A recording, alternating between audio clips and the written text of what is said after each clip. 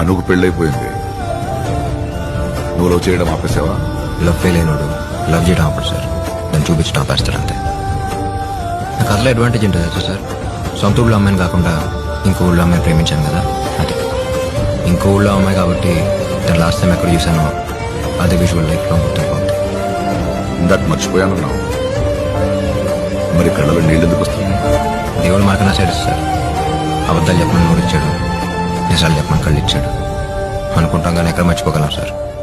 కానీ మనం లవ్ చేసిన అమ్మాయిని ఫస్ట్ టైం ఎప్పుడు చూసాం, ఎక్కడ చూసాం, ఏ డ్రెస్లో చూసాం అనేది మాత్రం చచ్చేదాకా మర్చిపోలేం. కానీ మర్చిపోవాలనుకున్న అమ్మాయిని మాత్రం చచ్చేదాకా మర్చిపోలేం.